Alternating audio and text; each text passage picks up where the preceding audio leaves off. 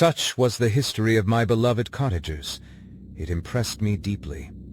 I learned from the views of social life which it developed to admire their virtues and to deprecate the vices of mankind. As yet I looked upon crime as a distant evil. Benevolence and generosity were ever present before me, inciting within me a desire to become an actor in the busy scene where so many admirable qualities were called forth and displayed. But in giving an account of the progress of my intellect, I must not omit a circumstance which occurred in the beginning of the month of August of the same year. One night during my accustomed visit to the neighboring wood where I collected my own food and brought home firing for my protectors, I found on the ground a leathern portmanteau containing several articles of dress and some books. I eagerly seized the prize and returned with it to my hovel. Fortunately, the books were written in the language, the elements of which I had acquired at the cottage. They consisted of Paradise Lost, a volume of Plutarch's Lives, and the Sorrows of Werther. The possession of these treasures gave me extreme delight. I now continually studied and exercised my mind upon these histories, whilst my friends were employed in their ordinary occupations.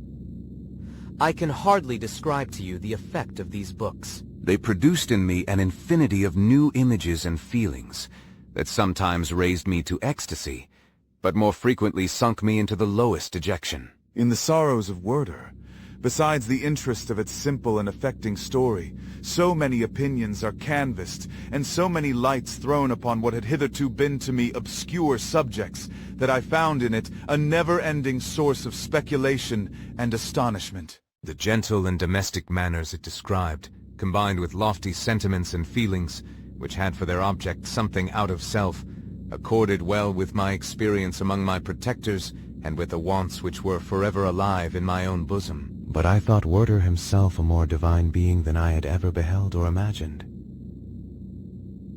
His character contained no pretension, but it sank deep. The disquisitions upon death and suicide were calculated to fill me with wonder.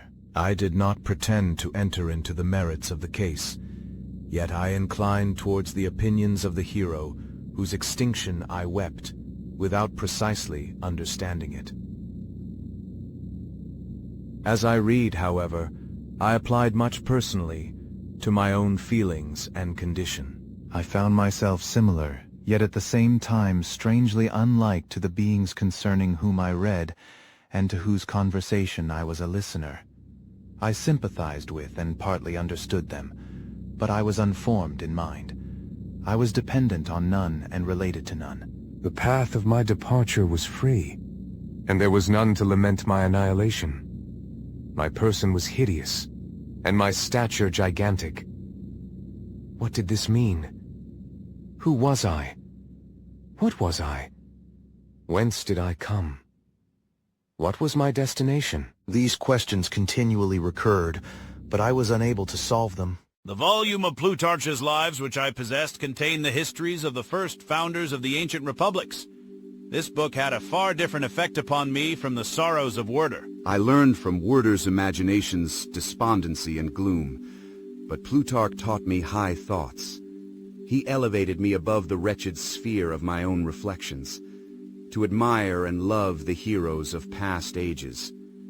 Many things I read surpassed my understanding and experience. I had a very confused knowledge of kingdoms, wide extents of country, mighty rivers, and boundless seas.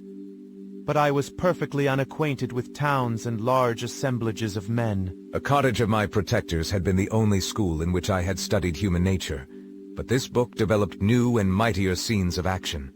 I read of men concerned in public affairs, governing or massacring their species. I felt the greatest ardor for virtue rise within me, and abhorrence for vice, as far as I understood the signification of those terms, relative as they were, as I applied them, to pleasure and pain alone. Induced by these feelings, I was of course led to admire peaceable lawgivers, Numa, Solon, and Lycurgus, in preference to Romulus and Theseus.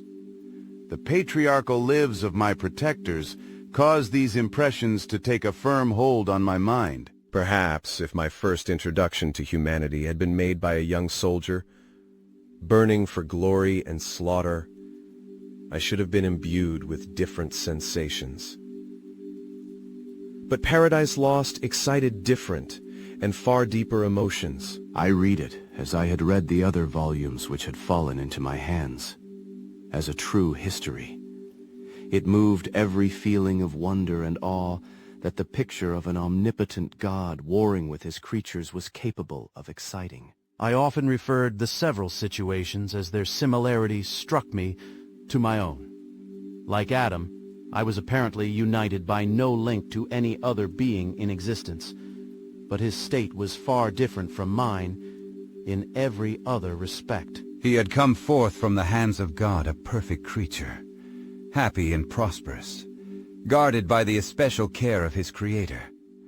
He was allowed to converse with and acquire knowledge from beings of a superior nature. But I was wretched, helpless, and alone. Many times I considered Satan as the fitter emblem of my condition, for often, like him, when I viewed the bliss of my protectors, the bitter gall of envy rose within me. Another circumstance strengthened and confirmed these feelings. Soon after my arrival in the hovel, I discovered some papers in the pocket of the dress which I had taken from your laboratory. At first I had neglected them, but now that I was able to decipher the characters in which they were written, I began to study them with diligence.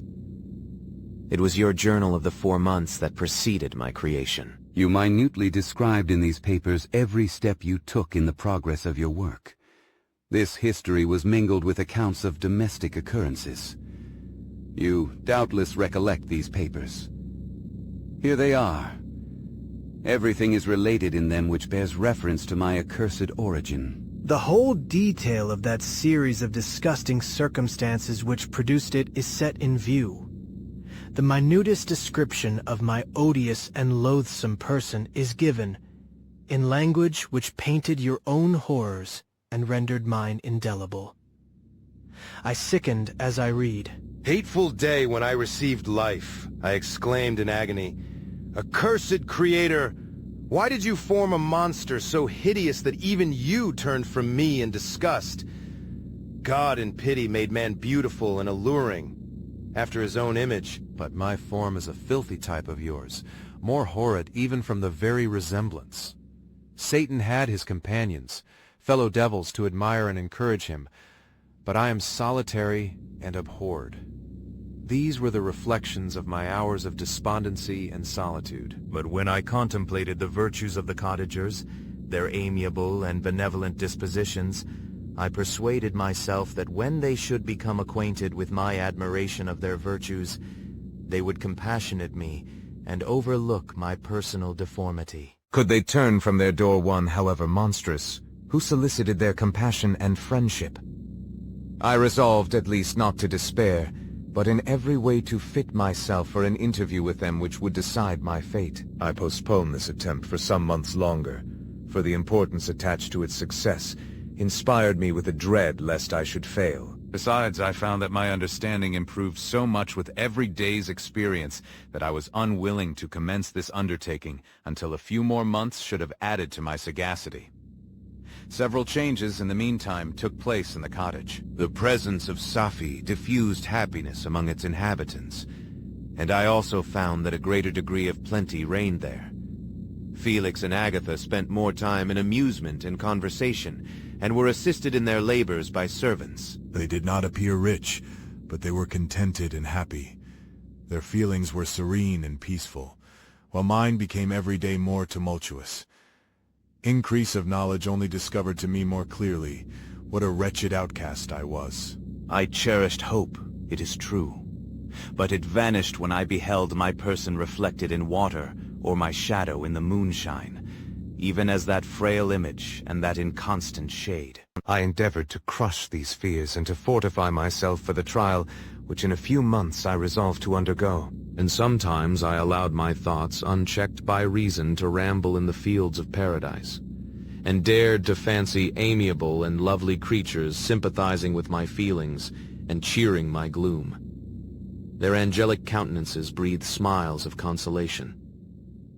But it was all a dream. No Eve soothed my sorrows, nor shared my thoughts. I was alone, I remembered Adam's supplication to his creator, but where was mine? He had abandoned me, and in the bitterness of my heart I cursed him. Autumn passed thus. I saw with surprise and grief the leaves decay and fall, and nature again assume the barren and bleak appearance it had worn when I first beheld the woods and the lovely moon. Yet I did not heed the bleakness of the weather. I was better fitted by my conformation for the endurance of cold than heat, but my chief delights were the sight of the flowers, the birds, and all the gay apparel of summer. When those deserted me, I turned with more attention towards the cottagers. Their happiness was not decreased by the absence of summer. They loved and sympathized with one another, and their joys, depending on each other, were not interrupted by the casualties that took place around them. The more I saw of them, the greater became my desire to claim their protection and kindness. My heart yearned to be known and loved by these amiable creatures. To see their sweet looks directed towards me with affection was the utmost limit of my ambition. I dared not think that they would turn them from me with disdain and horror. The poor that stopped at their door were never driven away. I asked, it is true, for greater treasures than a little food or rest. I required kindness and sympathy. But I did not believe myself utterly unworthy of it. The winter advanced, and an entire revolution of the seasons had taken place since I awoke into life. My attention at this time was solely directed towards my plan of introducing myself into the cottage of my protectors. I revolved many projects, but that on which I finally fixed was to enter the dwelling when the blind old man should be alone. I had sagacity enough to discover that the unnatural hideousness of my person was the chief object of horror with those who had formerly beheld me. My voice, although harsh, had nothing terrible in it. I thought, therefore, that if in the absence of his children I could gain the goodwill and mediation of the old de Lacy, I might by his means be tolerated by my younger protectors. One day when the sun shone on the red leaves that strewed the ground and diffused cheerfulness, although it denied warmth, Sapphy, Agatha, and Felix departed on a long country walk, and the old man, at his own desire, was left alone in the cottage. When his children had departed, he took up his guitar and played several mournful but sweet airs, more sweet and mournful than I had ever heard him play before. At first his countenance was illuminated with pleasure, but as he continued, thoughtfulness and sadness succeeded. At length, laying aside the instrument, he sat absorbed in reflection. My heart beat quick. This was the hour and moment of trial, which would decide my hopes or realize my fears. The servants were gone to a neighboring fair. All was silent in and around the cottage. It was an excellent opportunity. Yet when I proceeded to execute my plan, my limbs failed me, and I sank to the ground. Again I rose, and exerting all the firmness of which I was master, removed the planks which I had placed before my hovel to conceal my retreat. The fresh air revived me, and with renewed determination I approached the door of their cottage. I knocked. "Who is there?" said the old man. "Come in." I entered. "Pardon this intrusion," said I. "I am a traveler in want of a little rest." "You would greatly oblige me if you would allow me to remain a few minutes before the fire." "Enter," said de Lacy, "and I will try in what manner I can to relieve your wants." "But unfortunately my children are from home, and as I am blind, I am afraid I shall find it difficult to procure food for you. Do not trouble yourself, my kind host. I have food. It is warmth and rest only that I need." I sat down, and a silence ensued. I knew that every minute was precious to me, yet I remained irresolute in what manner to commence the interview, when the old man addressed me. "By your language, stranger, I suppose you are my countryman. Are you French?" "No, but I was educated by a French family, and understand that language only. I am now going to claim the protection of some friends whom I sincerely love, and of whose favor I have some hopes. No, they are French. But let us change the subject. I am an unfortunate and deserted creature. I look around, and I have no relation or friend upon earth. These amiable people to whom I go have never seen me and know little of me. I am full of fears, for if I fail there, I am an outcast in the world forever. Do not despair. To be friendless is indeed to be unfortunate. But the hearts of men, when unprejudiced by any obvious self-interest, are full of brotherly love and charity. Rely therefore on your hopes, and if these friends are good and amiable, do not despair. They are kind. They are the most excellent creatures in the world, but unfortunately they are prejudiced against me. I have good dispositions. My life has been hitherto harmless and in some degree beneficial. But a fatal prejudice clouds their eyes, and where they ought to see a feeling and kind friend, they behold only a detestable monster. That is indeed unfortunate. But if you are really blameless, cannot you undeceive them? I am about to undertake that task. And it is on that account that I feel so many overwhelming terrors. I tenderly love these friends. I have, unknown to them, been for many months in the habits of daily kindness towards them. But they believe that I wish to injure them, and it is that prejudice which I wish to overcome. The old man paused and then continued. If you will unreservedly confide to me the particulars of your tale, I perhaps may be of use in undeceiving them. I am blind and cannot judge of your countenance, but there is something in your words which persuades me that you are sincere. I am poor and in exile, but it will afford me true pleasure to be in any way serviceable to a human creature. Excellent man. I thank you, and accept your generous offer. You raise me from the dust by this kindness, and I trust that by your aid, I shall not be driven from the society and sympathy of your fellow creatures. Heaven forbid. Even if you were really criminal, for that can only drive you to desperation, and not instigate you to virtue. I also am unfortunate. I and my family have been condemned, although innocent. Judge, therefore, if I do not feel for your misfortunes. How can I thank you, my best and only benefactor? From your lips first have I heard the voice of kindness directed towards me. I shall be forever grateful. And your present humanity assures me of success with those friends whom I am on the point of meeting. May I know the names and residence of those friends? I paused. This, I thought, was the moment of decision, which was to rob me of, or bestow happiness on me forever. I struggled vainly for firmness sufficient to answer him, but the effort destroyed all my remaining strength. I sank on the chair and sobbed aloud. At that moment I heard the steps of my younger protectors. I had not a moment to lose, but seizing the hand of the old man I cried, "Now is the time. Save and protect me. You and your family are the friends whom I seek." Do not you desert me in the hour of trial. Great God, exclaimed the old man. Who are you? At that instant the cottage door was opened, and Felix, Safi, and Agatha entered. Who can describe their horror and consternation on beholding me? Agatha fainted, and Safi, unable to attend to her friend, rushed out of the cottage. Felix started forward, and with supernatural force tore me from his father, to whose knees I clung in a transport of fury. He dashed me to the ground and struck me violently with a stick. I could have torn him limb from limb as the lion rends the antelope. But my heart sank within me as with bitter sickness, and I refrained. I saw him on the point of repeating his blow, when overcome by pain and anguish, I quitted the cottage, and in the general tumult, escaped unperceived to my hovel. Cursed, cursed Creator! Why did I live?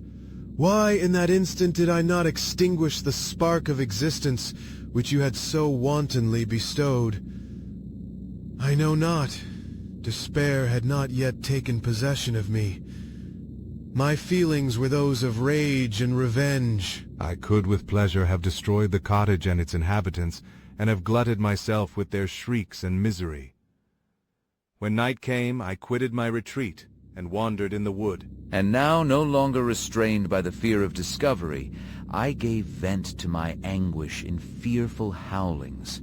I was like a wild beast that had broken the toils, destroying the objects that obstructed me, and ranging through the wood with a stag-like swiftness. Oh, what a miserable night I passed. The cold stars shone in mockery, and the bare trees waved their branches above me. Now and then the sweet voice of a bird burst forth amidst the universal stillness. All save I were at rest or in enjoyment. I, like the arch-fiend, bore a hell within me, and finding myself unsympathized with, wished to tear up the trees, spread havoc and destruction around me, and then to have sat down and enjoyed the ruin. But this was a luxury of sensation that could not endure. I became fatigued with excess of bodily exertion, and sank on the damp grass in the sick impotence of despair. There was none among the myriads of men that existed who would pity or assist me. And should I feel kindness towards my enemies? No. From that moment I declared everlasting war against the species, and more than all against him who had formed me and sent me forth to this insupportable misery. The sun rose. I heard the voices of men and knew that it was impossible to return to my retreat during that day. Accordingly, I hid myself in some thick underwood, determining to devote the ensuing hours to reflection on my situation. The pleasant sunshine and the pure air of day restored me to some degree of tranquility. And when I considered what had passed at the cottage, I could not help believing that I had been too hasty in my conclusions. I had certainly acted imprudently. It was apparent that my conversation had interested the father in my behalf, and I was a fool in having exposed my person to the horror of his children. I ought to have familiarized the old de Lacy to me, and by degrees to have discovered myself to the rest of his family, when they should have been prepared for my approach. But I did not believe my errors to be irretrievable, and after much consideration I resolved to return to the cottage, seek the old man, and by my representations win him to my party. These thoughts calmed me, and in the afternoon I sank into a profound sleep. But the fever of my blood did not allow me to be visited by peaceful dreams. The horrible scene of the preceding day was forever acting before my eyes. The females were flying, and the enraged Felix tearing me from his father's feet. I awoke exhausted, and finding that it was already night, I crept forth from my hiding place, and went in search of food. When my hunger was appeased, I directed my steps towards the well-known path that conducted to the cottage. All there was at peace. I crept into my hovel and remained in silent expectation of the accustomed hour when the family arose. That hour passed. The sun mounted high in the heavens, but the cottagers did not appear. I trembled violently, apprehending some dreadful misfortune.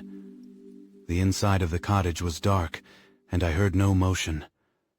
I cannot describe the agony of this suspense. Presently, 2 countrymen passed by, but pausing near the cottage, they entered into conversation, using violent gesticulations.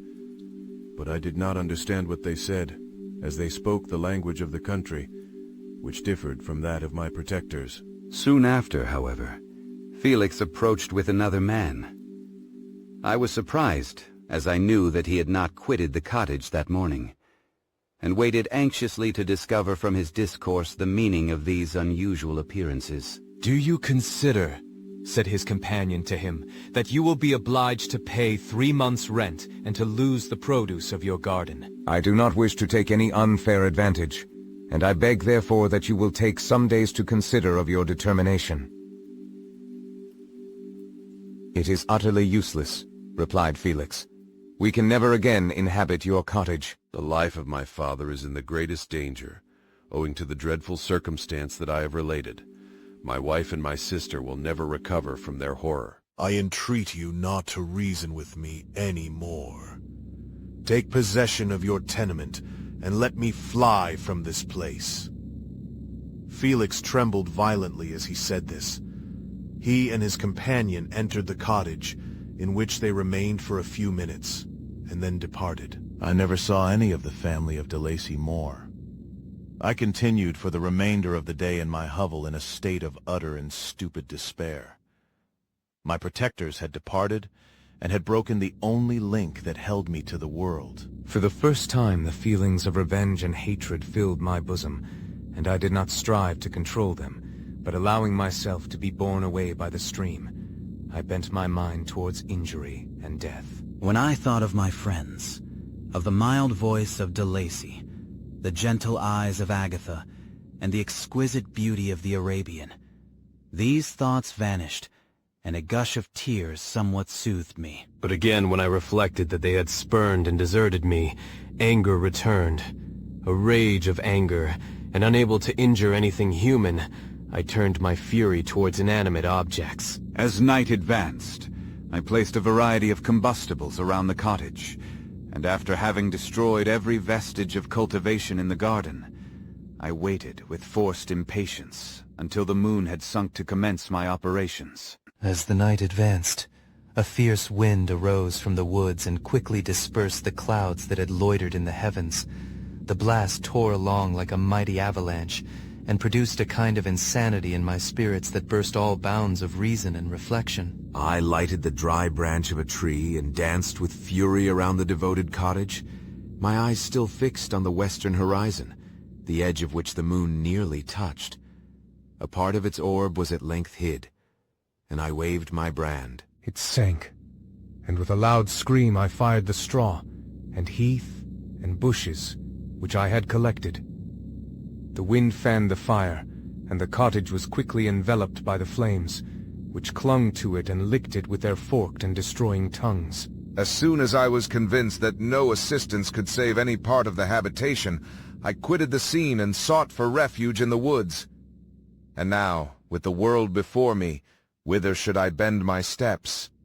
I resolved to fly far from the scene of my misfortunes. But to me, hated and despised, every country must be equally horrible. At length, the thought of you crossed my mind.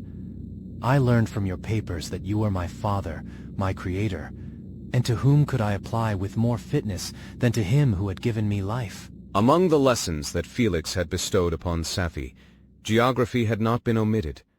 I had learned from these the relative situations of the different countries of the earth. You had mentioned Geneva as the name of your native town, and towards this place I resolved to proceed. But how was I to direct myself? I knew that I must travel in a southwesterly direction to reach my destination, but the sun was my only guide. I did not know the names of the towns that I was to pass through, nor could I ask information from a single human being. But I did not despair. From you only could I hope for succor, although towards you I felt no sentiment but that of hatred.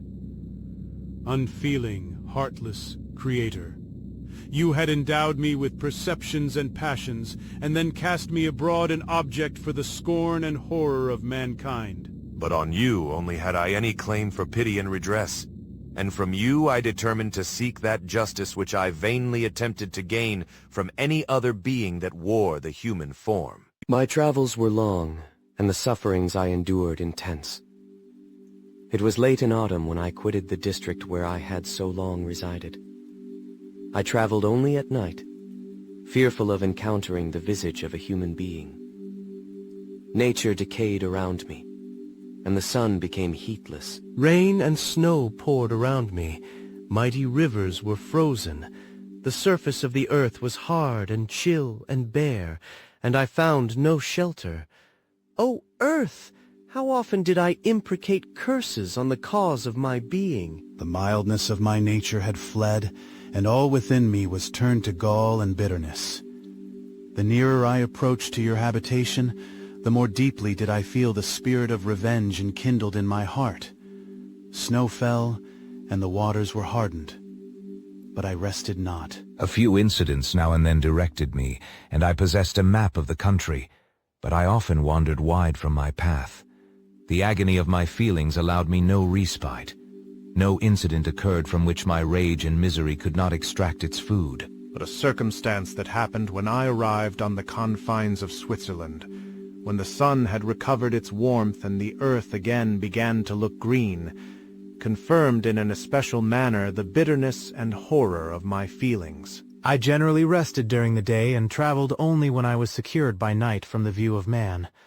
One morning, however, finding that my path lay through a deep wood, I ventured to continue my journey after the sun had risen. The day, which was one of the first of spring, cheered even me by the loveliness of its sunshine and the balminess of the air.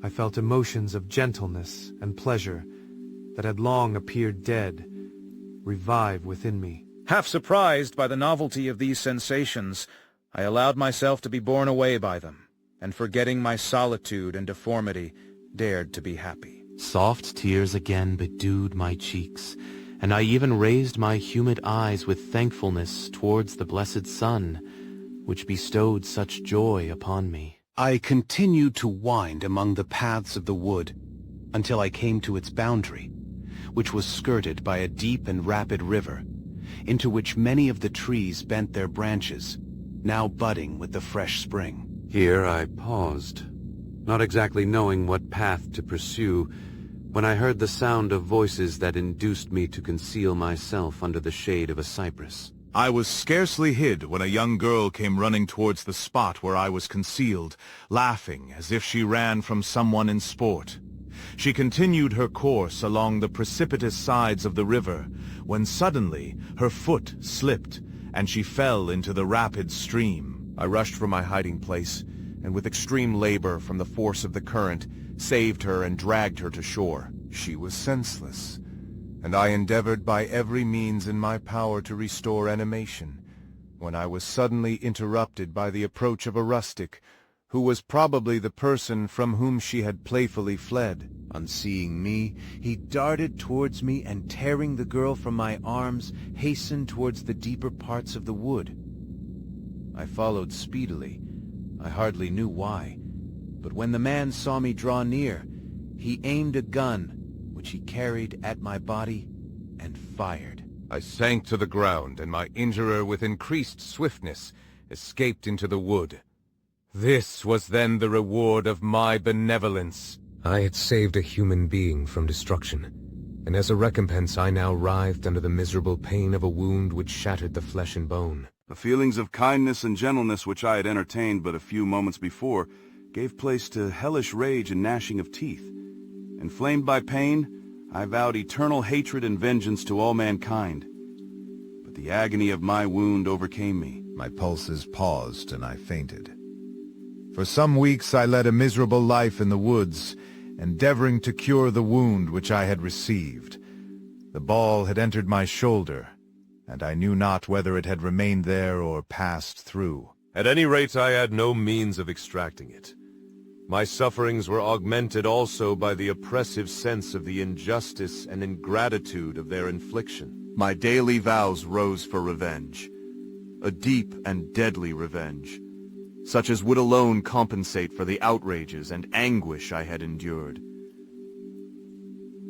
After some weeks, my wound healed, and I continued my journey. The labors I endured were no longer to be alleviated by the bright sun or gentle breezes of spring. All joy was but a mockery which insulted my desolate state, and made me feel more painfully that I was not made for the enjoyment of pleasure. But my toils now drew near a close, and in 2 months from this time I reached the environs of Geneva. It was evening when I arrived, and I retired to a hiding place among the fields that surround it, to meditate in what manner I should apply to you. I was oppressed by fatigue and hunger, and far too unhappy to enjoy the gentle breezes of evening, or the prospect of the sun setting behind the stupendous mountains of Jura. At this time a slight sleep relieved me from the pain of reflection, which was disturbed by the approach of a beautiful child, who came running into the recess I had chosen, with all the sportiveness of infancy. Suddenly, as I gazed on him, an idea seized me that this little creature was unprejudiced, and had lived too short a time to have imbibed a horror of deformity. If therefore I could seize him and educate him as my companion and friend, I should not be so desolate in this peopled earth. Urged by this impulse, I seized on the boy as he passed and drew him towards me. As soon as he beheld my form, he placed his hands before his eyes and uttered a shrill scream. I drew his hand forcibly from his face and said, "Child, what is the meaning of this? I do not intend to hurt you. Listen to me." He struggled violently. "Let me go," he cried. Monster, ugly wretch, you wish to eat me and tear me to pieces. You are an ogre. Let me go, or I will tell my papa. Boy, you will never see your father again. You must come with me. Hideous monster, let me go. My papa is a syndic. He is Frankenstein. He will punish you. You dare not keep me. Frankenstein, you belong then to my enemy, to him towards whom I have sworn eternal revenge. You shall be my first victim. The child still struggled and loaded me with epithets which carried despair to my heart. I grasped his throat to silence him, and in a moment he lay dead at my feet. I gazed on my victim, and my heart swelled with exultation and hellish triumph. Clapping my hands, I exclaimed, "I too can create desolation. My enemy is not invulnerable." This death will carry despair to him, and 1,000 other miseries shall torment and destroy him.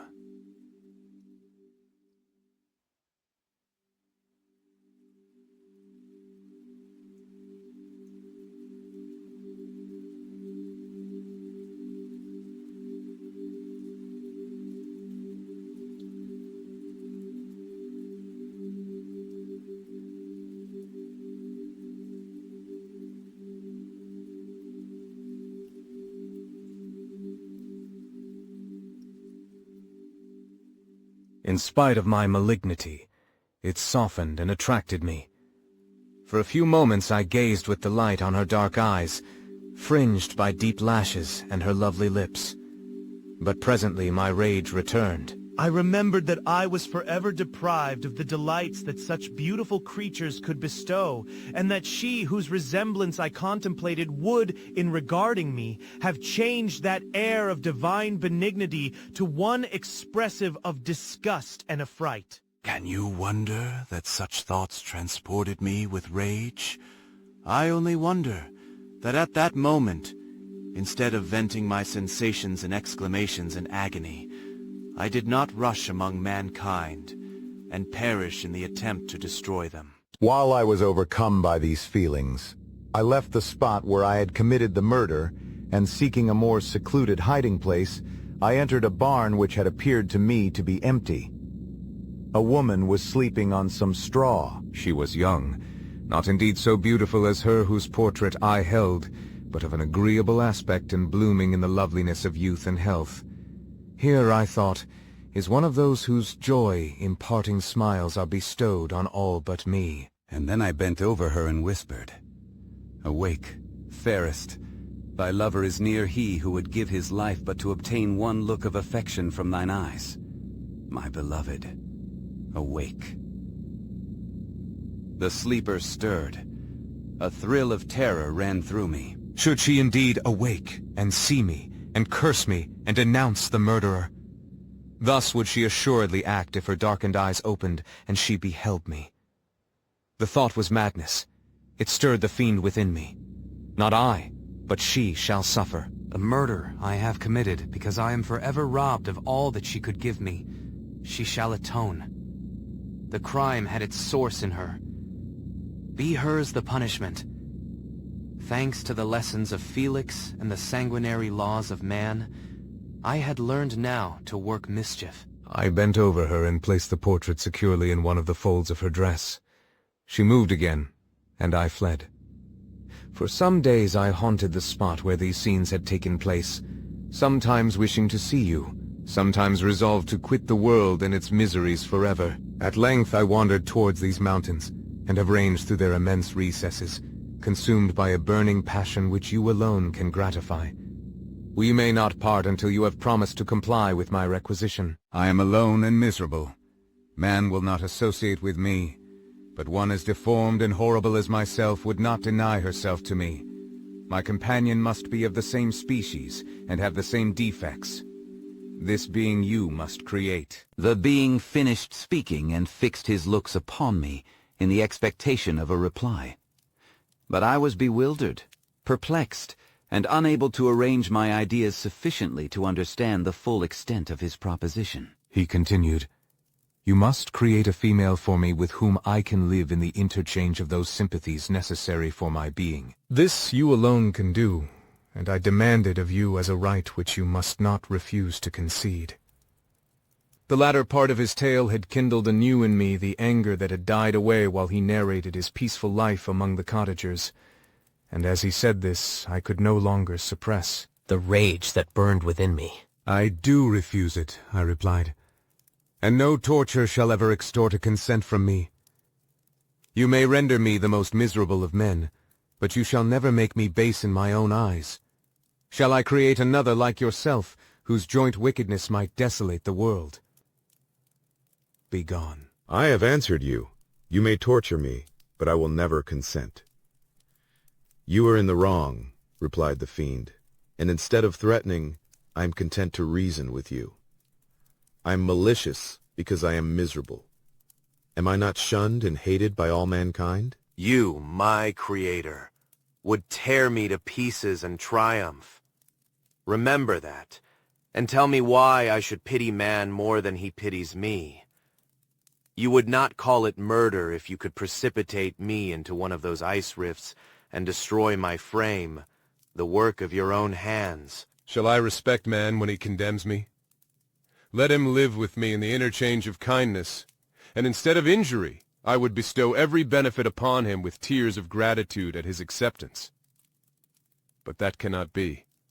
The human senses are insurmountable barriers to our union. Yet mine shall not be the submission of abject slavery.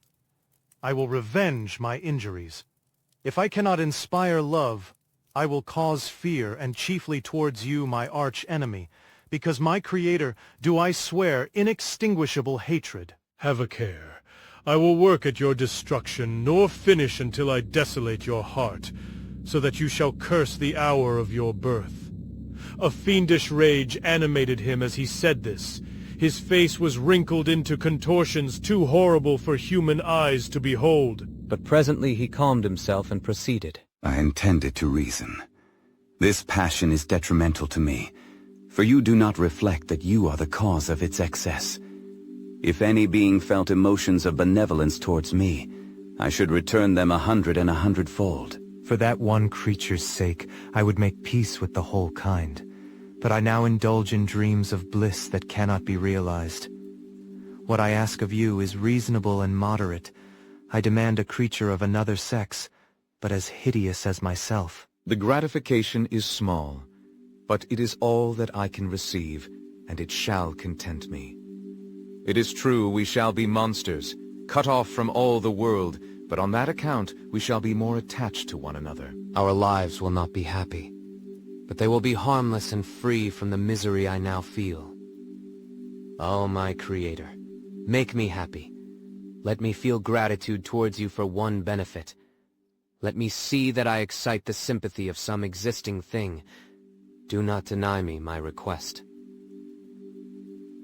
I was moved. I shuddered when I thought of the possible consequences of my consent, but I felt that there was some justice in his argument. His tale and the feelings he now expressed proved him to be a creature of fine sensations. And did I not, as his maker, owe him all the portion of happiness that it was in my power to bestow? He saw my change of feeling and continued, "If you consent, neither you nor any other human being shall ever see us again. I will go to the vast wilds of South America." My food is not that of man. I do not destroy the lamb and the kid to glut my appetite. Acorns and berries afford me sufficient nourishment. My companion will be of the same nature as myself, and will be content with the same fare. We shall make our bed of dried leaves. The sun will shine on us as on man, and will ripen our food. The picture I present to you is peaceful and human, and you must feel that you could deny it only in the wantonness of power and cruelty.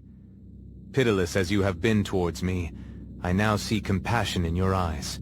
Let me seize the favorable moment and persuade you to promise what I so ardently desire.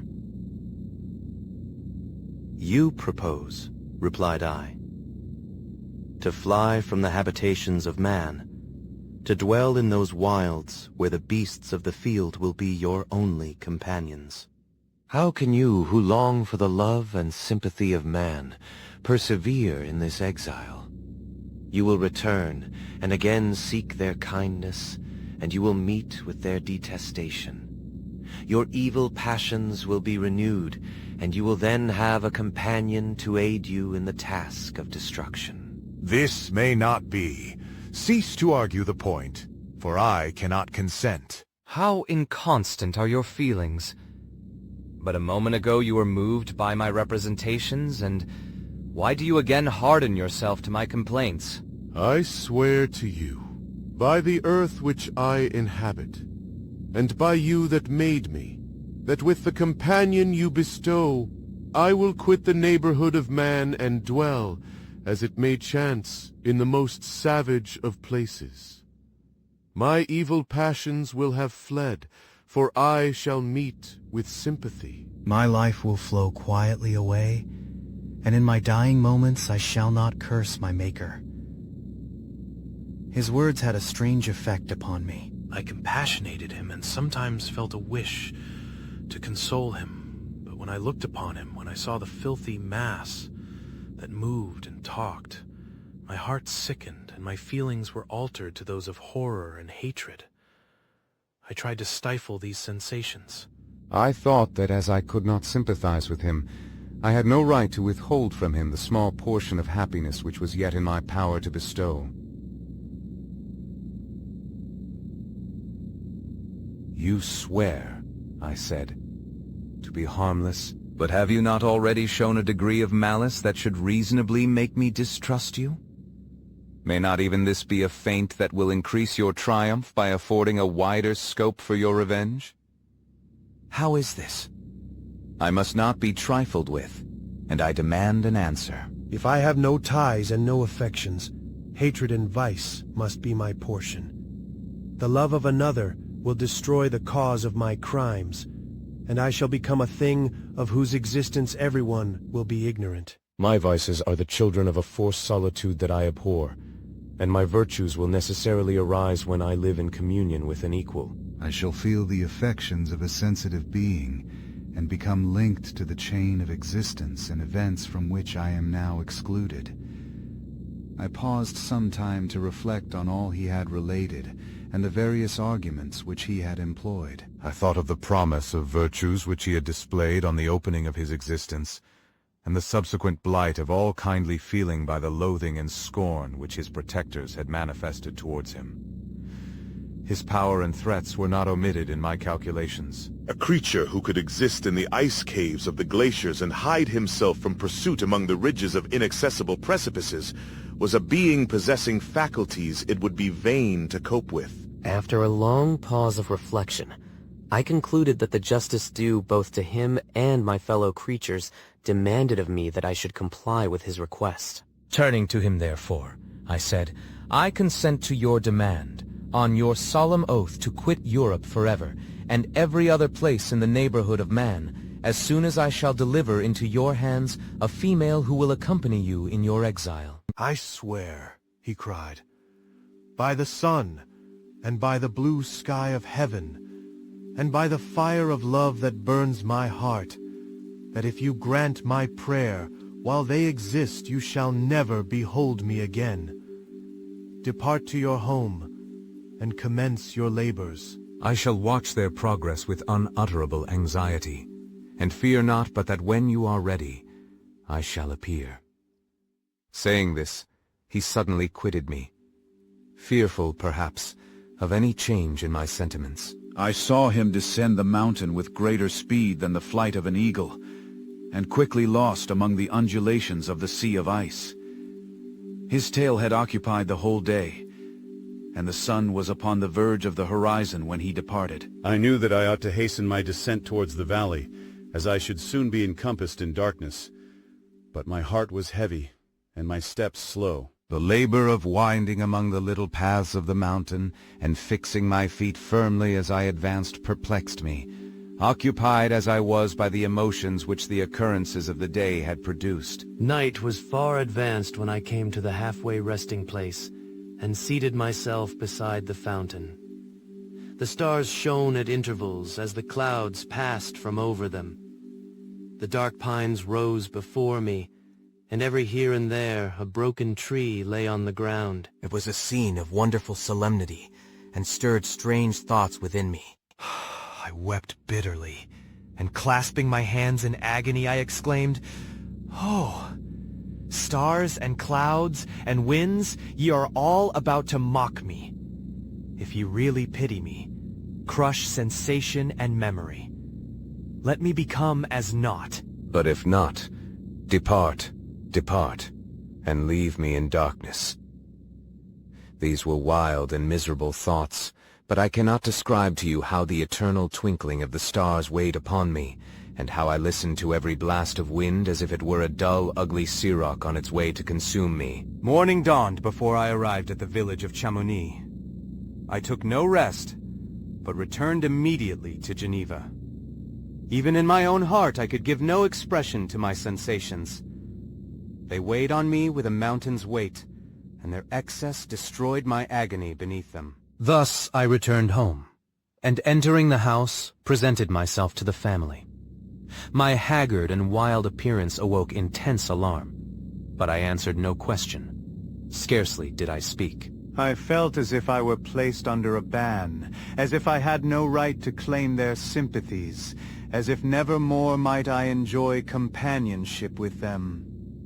Yet even thus I loved them to adoration, and to save them, I resolved to dedicate myself to my most abhorred task. The prospect of such an occupation made every other circumstance of existence pass before me like a dream, and that thought only had to me the reality of life. Day after day, week after week, passed away on my return to Geneva, and I could not collect the courage to recommence my work.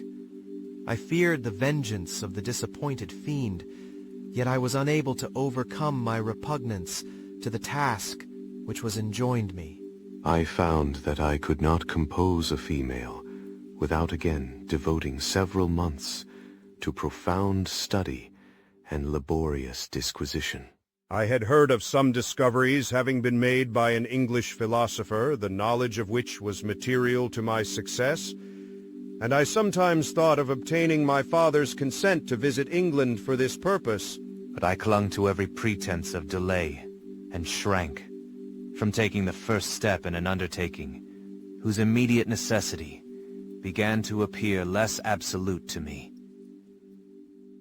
A change indeed had taken place in me.